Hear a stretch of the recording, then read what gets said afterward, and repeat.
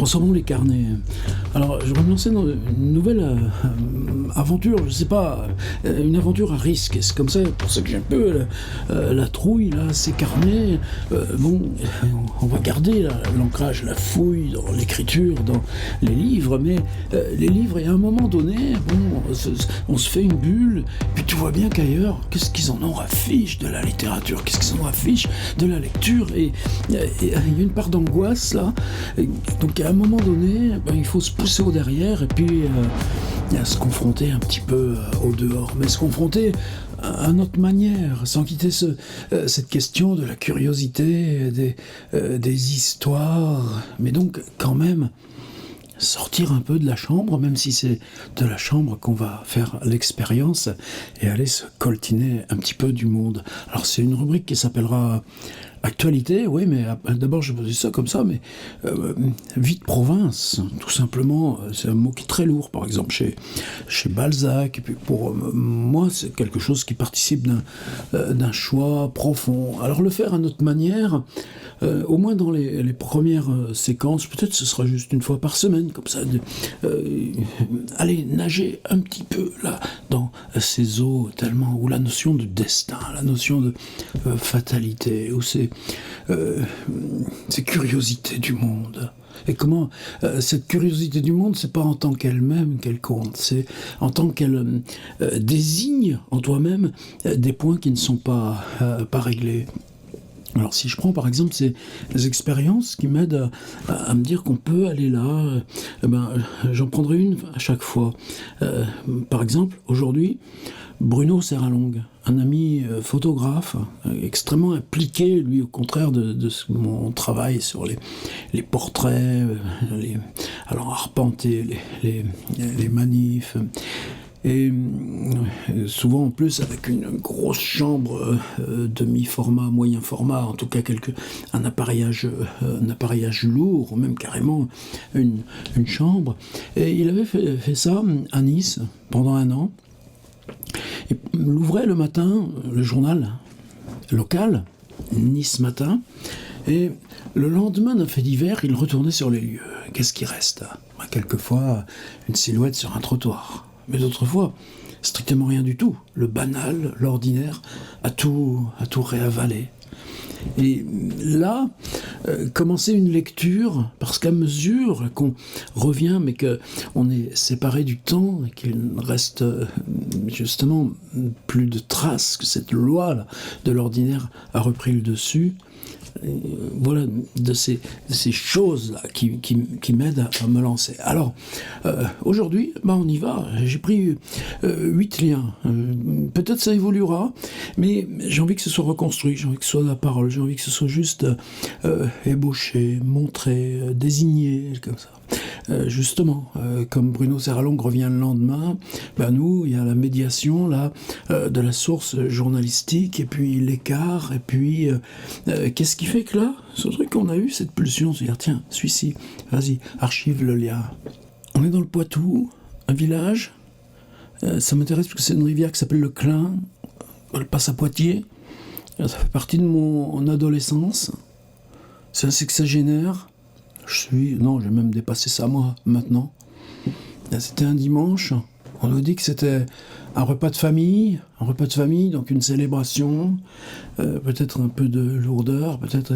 Et puis on marche au bord de l'eau, est-ce que on rigole un peu, est-ce que on fait un peu le zouave, j'en sais rien, mais c'est pas un âge où tu fais ça, peut-être il suffit de glisser, peut-être c'est tout, parce que ce printemps, les eaux étaient très hautes, bouillonnantes, là où nous, d'habitude, on voit juste quelque chose de très calme, et il tombe.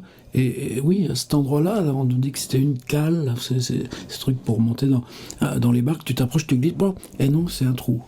Ah oui, mais en plus, il savait très mal nager. Il était habillé, c'est un dimanche après-midi, puis ça, t'as toute la famille autour de toi, et hop, parti, hello, t'emmène. On l'a retrouvé quelques jours après. Ça sera pas plus. Figure sculptée, ébauchée. On verra comment ça évolue. Là, je prends le titre directement. Le département, c'est la Haute-Vienne. précédente est dans la Vienne. On tourne comme ça dans la région. Une automobiliste de 94 ans emprunte l'autoroute à contresens et percute un véhicule. Et la photo, véhicule d'assistance aux victimes, oui, mais la porte arrière, la porte coulissante est ouverte, donc ça fait véhicule aux victimes.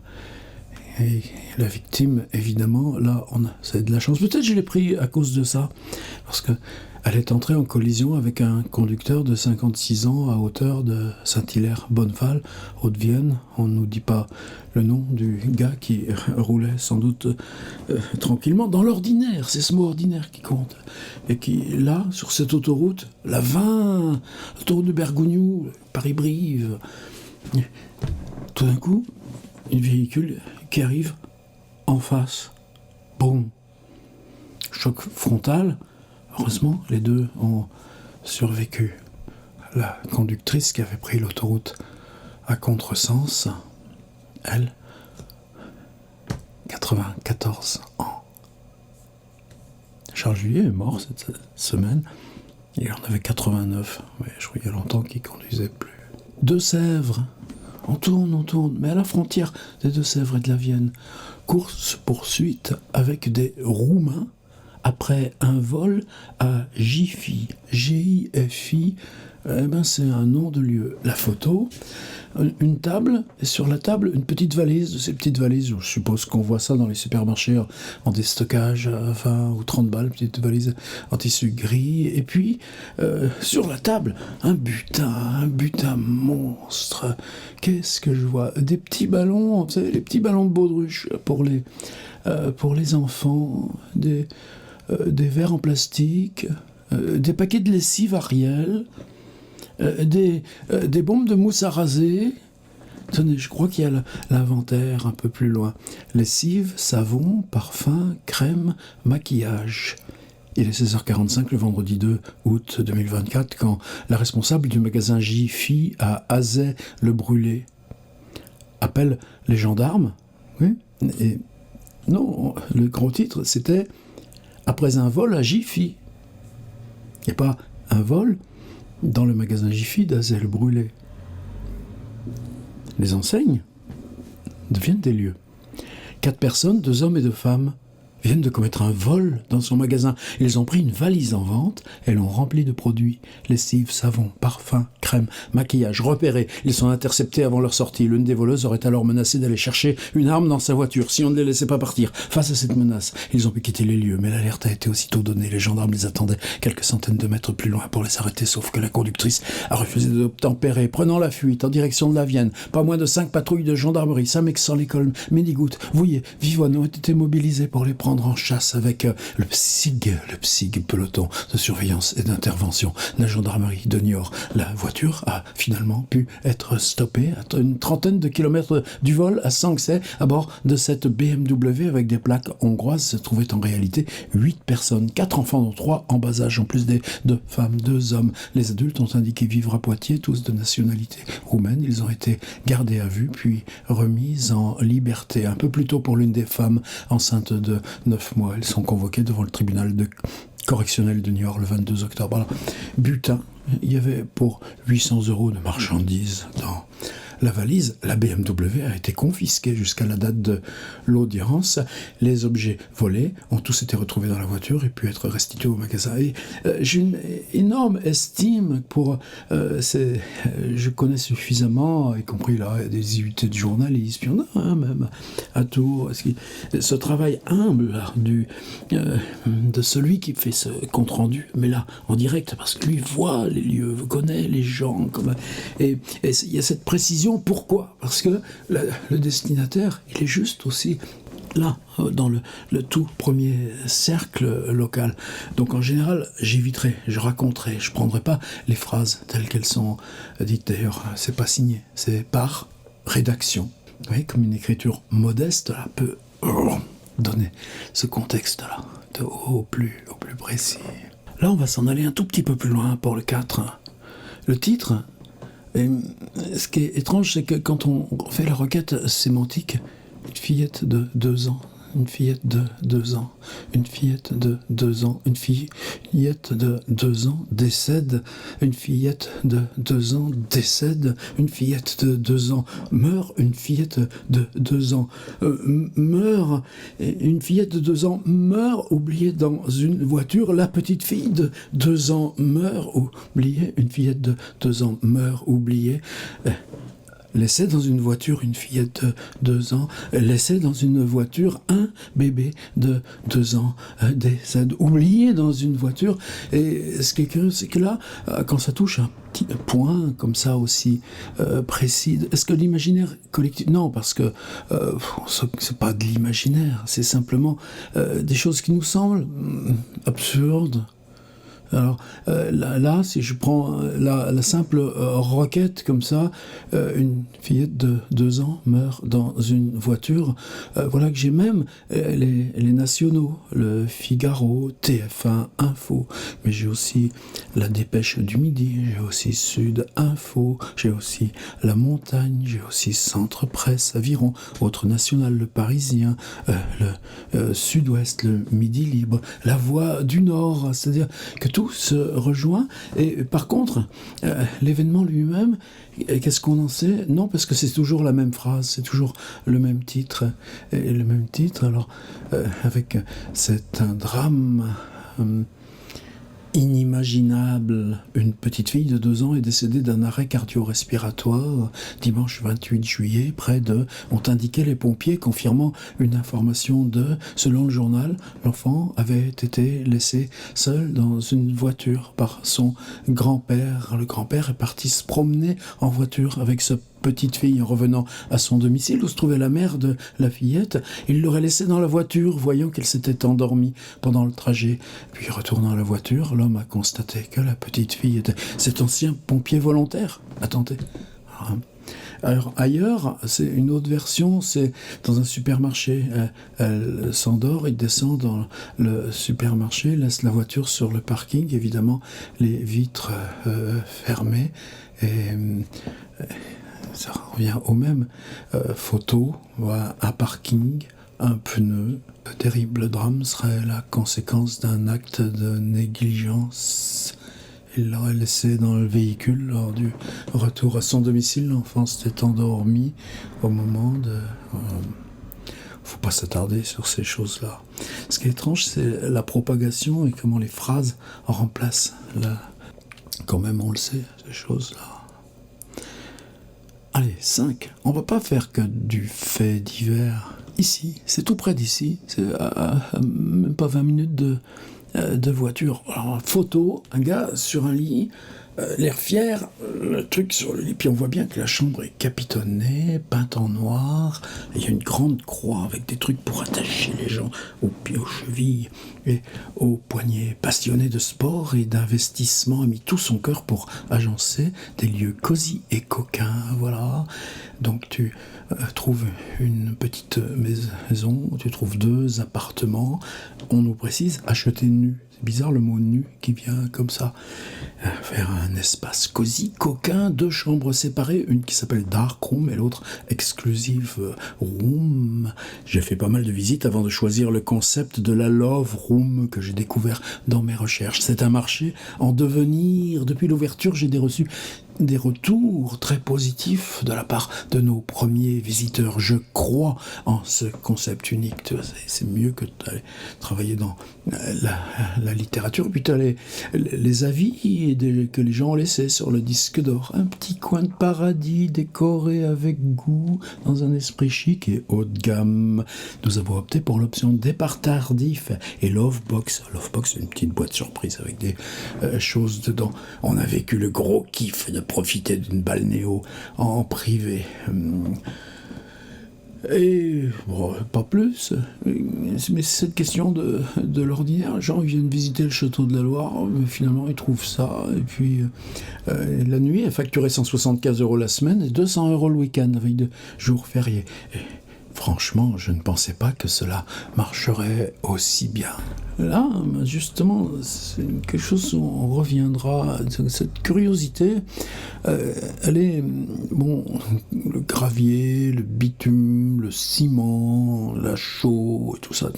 Tu vois pas les machines parce que tout d'un coup, on nous explique le fonctionnement d'une carrière. Donc, tu achètes un bail pour 20 ans, 30 ans ou 40 ans et tu creuses et tu découvres que la contrainte, c'est que en même temps, tu reprends les déblais et en fait tu remplaces le calcaire que tu extrais par les déblais de ce que tu démolis ou de la terre grignotée à la surface de la terre. Donc tu rends l'espace globalement plat. Plus que ça, on te dit dans le cahier des charges, il y a qu'on doit laisser des moutonnements, des vallonnements, mais tu creuses pendant 20 ans un trou que tu déplaces ici, par là, et c'est des machines, oh ces belles machines, celles qui vont aller scier, c'est-à-dire tu balances, tu fais un trou, mais l'explosif, et puis ensuite tu casses, tu scies, et puis là tu as pelleteuse, tu envoies sur des camions, et puis les camions ils les emmènent pour le concassage, et d'ailleurs c'est la même famille, la carrière, qui a, elle, l'entreprise aussi pour fabriquer là, les agrégats, les remblais sous les rails, les remblais sous les routes. Et la photo, il y a celle des machines, puis aussi la photo du monsieur, juste très impressionné. Mais vous voyez, surtout, je détaille pas. Qu'est-ce que j'ai appris? Il y a des endroits où tu peux trouver une orchidée sauvage. Et bien, dans ce cas-là, tu déplaces l'énorme carrière pour que ils ont laissé une partie de la falaise à nu, sans remblayer, parce que dans ces trous pour les explosifs s'installent des rapaces, des effraies. Vous savez, c'est magnifique. Chouette. Et puis tu as une autre photo, alors là c'est dans ces carrières, ça sert souvent à l'entraînement aussi pour les clubs de plongée, tout ça, donc tu as une cavité évidemment toute artificielle, mais dessous une petite flaque d'eau turquoise. Dans l'article, il y a aussi ça, c'est que le bail, donc c'était, je sais pas, 30 ou 40 hectares, mais c'est quand même grand, et bien il y a une maison qui a refusé d'être expropriée, en tout cas de vendre, pas d'être expropriée, justement, et aucun droit, mais non, et il dit, maintenant, elle est comme une île. Tu vois ces grandes falaises creusées, et puis cette petite maison qui est restée là, cernée partout. Mais non, ils sont restés. T'as plus envie d'aller voir la petite maison que tout le reste. J'ai dit ce qu'ils disent la surface. Non, ils disent 1 million de tonnes par an.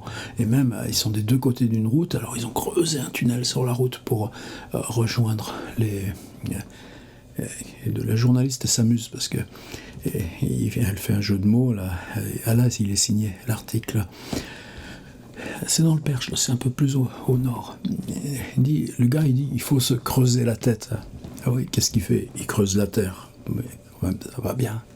Allez, encore 2.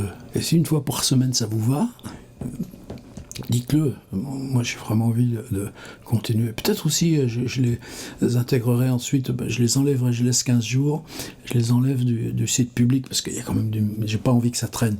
Et la liberté de parole, ce sera qu'ensuite ce sera uniquement sur le Patreon. Voilà, Vendée. Alors toujours pareil, on tourne autour de là d'où je parle, mais Deux-Sèvres, Sarthe, Vendée, Haute-Vienne. Mais on a commencé par la Vienne, on est parti dans les Deux-Sèvres, on est allé dans la Haute-Vienne, on est remonté dans la Sarthe, on est repassé par le Loir-et-Cher avec les Love Rooms.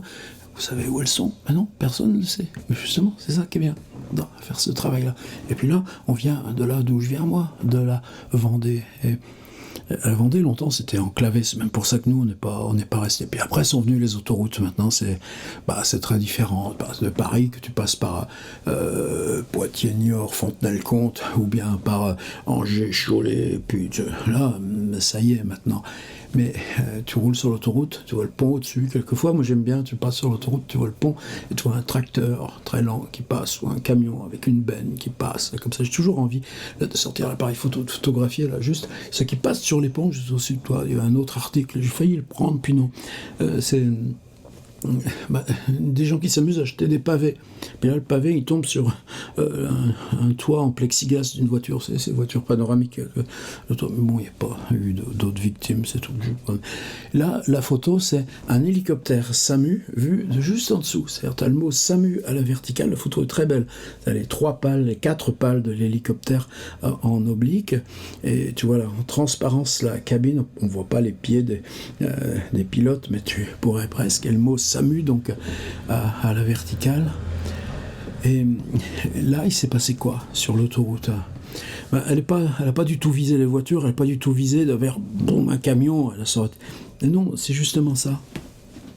Une femme de 62 ans, bon, moi j'en ai 10 de plus, retrouvée au sol, grièvement blessée, donc elle a loupé son coup, elle est à l'hôpital. Tu ne vas pas lui reprocher. Mais il y avait ça de jouer le geste, évidemment, désespéré. Et ça ne se divise pas en petits morceaux, un geste désespéré. Qu'est-ce qui se passe dans la tête quand tu tombes? C'est le livre de Thomas Bernhard, Béton. Mais sur une autoroute, il suffit que tu calcules bien, au moment où arrive un camion, ça va si vite, ça va si vite. Je trouve que c'est même plus propre que le TGV, puis ça embête moins de monde. Mais bon, c'est pas la question d'aller parler de choses comme ça. C'est pour ça que je dis que c'est une expérience à risque, et c'est pour ça que ces vidéos, je les laisserai juste 15 jours en ligne sur l'espace public, et après, Patreon, venez voir, puis on s'amuse mieux sur le Patreon. Mais entre la bande d'arrêt d'urgence et la voie de circulation de droite dans le sens La Roche-sur-Yon-Angers, donc je la connais par cœur, cette autoroute. La sexagénaire a été évacuée en urgence absolue en hélicoptère vers le centre hospitalier universitaire de Nantes. Mais bon, apparemment, ça y est. Et ce qu'on nous dit, la circulation a été coupée dans les deux sens. Elle a été rétablie au bout d'une vingtaine de minutes. Donc le geste que tu accomplis en se lançant sur la bande d'arrêt d'urgence, c'est pas là où arrivent les camions. Il s'exprime en temps. C'est vraiment en temps pendant lequel tu as réussi à couper l'autoroute, la circulation, couper une vingtaine de minutes. Un tout petit dernier, on arrive à notre budget temps du podcast. Et quand je les ouvre, je sais même plus ce qu'il y a dedans. Je sais que j'ai sélectionné ces liens. Ouais. Encore la Vendée. Un camping, vous savez, en ce moment ils sont pleins, les campings, c'est devenu une industrie. C'est là en Vendée, t'as la mer, la dune pendant un temps. Ma famille, ça a été ça dans les années 50. Ah bah tu prenais la toute petite bande de pins et puis tu faisais des petites villas très, très, très modestes, mais autant d'arbres coupés, 4 fois plus nombreux que les petites maisons. Et puis derrière commençait, justement c'est la Vendée, c'est les marais et les prises. Et c'est là qu'ils se mettent les campings, des étendues toutes nues avec les moustiques et tout ça, et puis maintenant c'est des étendues de mobil-home. Alors les mobil-home, je sais pas s'ils ont t'as un mobil-home, t'as 2 mètres, t'as un mobil-home, t'as 2 mètres, t'as un mobil-home, et puis t'as 4 rangées comme ça, une rangée comme ça, une rangée comme ça. Mais bon, c'est pas de ça dont il faut parler, c'est juste que à resituer ce contexte, en fait, la singularité de l'événement là, dont on va évoquer là, la photo c'est quoi? Deux gendarmes de dos, donc je pense que c'est ce qu'on appelle nous du stock footage, gendarmerie. Elle est intéressante la photo parce que la gendarme, elle est de dos, c'est une femme, tu vois les cheveux châtains là, qui viennent sur le AR, un petit peu en désordre, et à la ceinture on voit la crosse du gros pistolet, et à gauche les menottes. Donc c'est comment tu illustres? Qu'est-ce que tu mets comme accompagnement photographique dans ce genre d'article? C'est pour ça que la petite référence à Bruno Serralong au début, pour moi, c'était un appel à témoins a été lancé après la disparition d'un sexagénaire encore. Tu crois que ça compte ce que je cherche, moi, une espèce de portrait à rebours en cherchant dans la nuit du dimanche 21 au lundi 22 juillet, l'homme a quitté un camping de Saint-Jean-de-Mont et n'a depuis plus donné signe de vie. Avec une coquille, n'a plus donné signé de vie. Tu signes ta vie par ton départ. Un homme de 63 ans est porté disparu en Vendée. Alors, ça ne dit pas, est-ce que toi tu vas, évidemment, tu dis, bon, c'est une histoire Alzheimer, et des Alzheimer, on en a tous dans nos familles. Et toi-même, quand tu cherches des mots, tu as toujours ce truc de dire, attention, travaille-le ton ciboule, mais tu peux le travailler tant que tu veux. Simplement, est sorti du camping à pied, n'avait ni argent ni téléphone. Et là, tout d'un coup, t'as une histoire, t'as un roman, t'as le Paris, Texas de Wim Wenders. Je lis ça en ce moment. Les pixels de Paul Cézanne. Ça, c'est le titre là, mais c'est que Wenders qui parle d'autres artistes comme Pina Bausch et tout. Le disparu est de corpulence normale. Tu rajoutes encore, comme Bartleby, mesure 1m71, c'est ma propre taille. Au moment de sa disparition, il était habillé d'un short bleu et d'un t-shirt bleu et portait une paire de baskets. En voilà des signes distinctifs. Comment je suis habillé, moi ? Les gendarmes recherchent donc des personnes dont le témoignage permettrait de retrouver le sexagénaire. Et le journal met une carte avec c'est un truc Google, vous savez, donc tu fais une copie écran de la carte Google, et donc c'est au-dessus de Saint-Jean-de-Mont, c'est un endroit qui s'appelle le Vieux Cerne, et on voit que c'est un terrain des endroits de marais. Moi, ça aussi, comme je les connais par cœur, à mesure qu'on grossit, on voit il y a le truc rouge avec la pile où il y a le camping rue de l'Ourche Bonnet, et puis un homme de 63 ans parti seul marcher. Vous me direz si on continue cette chronique. Vous voyez comme le terrain est difficile, comme il pourrait basculer à chaque fois dans des choses où il ne faudrait pas se complaire. Pourtant, si on l'interroge depuis justement l'espace même du livre, en disant ce que tu cherches toi ici, c'est ce rapport de l'individu au monde qui est celui même qui fonde la littérature.